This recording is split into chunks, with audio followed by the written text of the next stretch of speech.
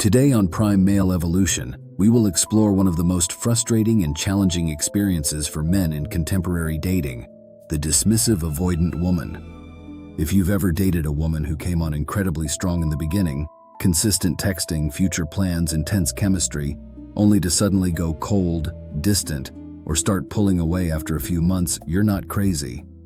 This isn't random. It's a predictable pattern. Many men waste months or years wondering what they did wrong, constantly walking on eggshells, trying to fix the connection.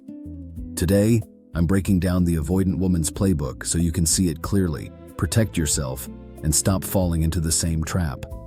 Let's start with the core wound that drives everything. Most dismissive avoidant women grew up with emotional neglect, often from a critical, controlling, or narcissistic parent. On the surface, their childhood may have looked fine.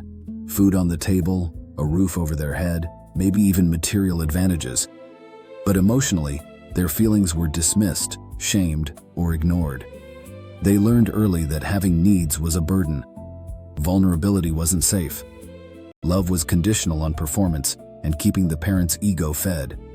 This creates a deep subconscious wound of defectiveness. There's something wrong with me. If people really see me, they'll reject me. As a result, they developed emotional suppression as a survival strategy. They became highly self-reliant, independent, and terrified of losing autonomy. To their nervous system, intimacy equals danger, smothering, control, shame, and rejection. Here's how the playbook actually works. Phase 1. The shared fantasy, the love bombing stage. In the beginning, you're new, exciting, and low threat. She's riding a dopamine wave. The texting is consistent, the affection feels real, the intimacy is intense. It feels like a fairy tale because it is a fantasy. Her nervous system hasn't yet linked you to her core wounds. This is the honeymoon phase, where she can binge on connection without the terror of true vulnerability. Phase 2. Deactivation. The pullback. Once the relationship starts becoming real, deeper emotional intimacy, expectations, conflict, future plans. Her nervous system sounds the alarm. Closeness now triggers her deepest fears. She starts creating distance to feel safe again. Hot and cold behavior. I need space, sudden loss of feelings, vague excuses, shutting down during conflict. This isn't about you. It's her nervous system protecting her from the perceived threat of intimacy. She often has almost zero emotional capacity. Normal relationship needs feel overwhelming. Instead of communicating, she deactivates, blames you, you're too needy, you're too dramatic, rewrites history, or decides you're incompatible over something trivial. This allows her to avoid the shame of looking at herself. Phase 3. Breadcrumbing and the return. After pulling away and getting relief through distance, the anxiety drops. Then nostalgia kicks in. She misses how you made her feel. She starts sending random "hey" texts, liking old posts, or randomly checking in. This isn't genuine growth or missing you. It's usually missing the validation and dopamine you provided. She wants access without accountability.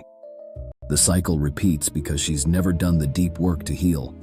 Many dismissive avoidant women stay emotionally stunted into their 40s, 50s, and beyond, repeating the same pattern with new people.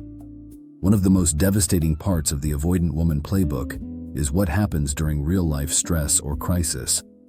When you need her support the most, whether it's financial hardship, job loss, a death in the family, or a health scare, that is often exactly when she pulls away or even discards you entirely. Secure, emotionally available women lean in during hard times. Dismissive avoidant women lean out.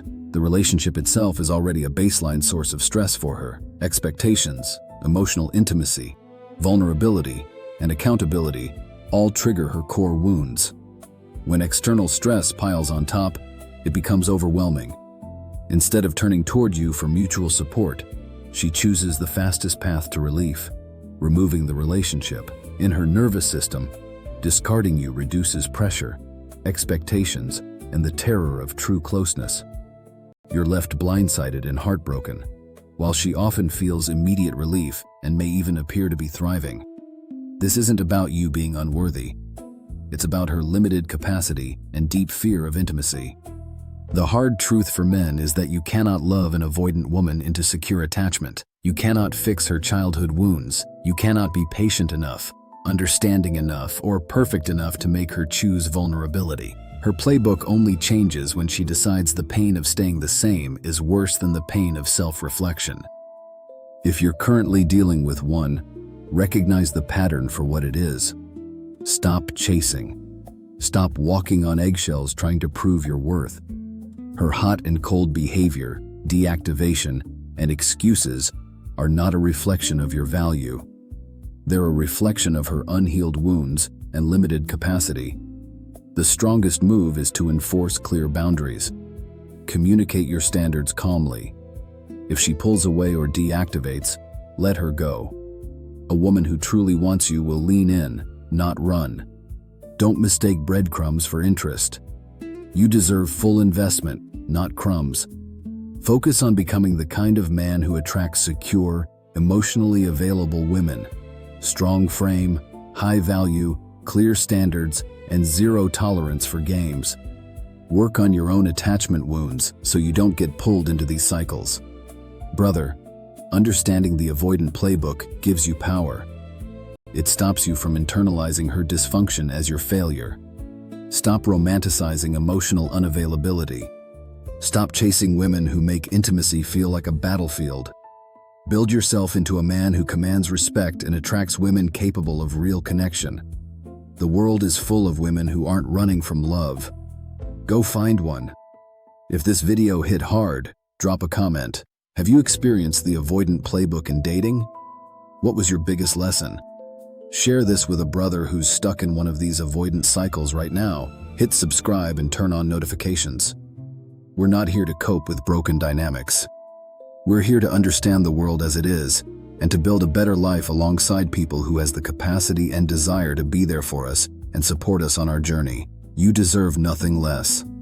This is Prime Male Evolution. You're in your prime. Act like it.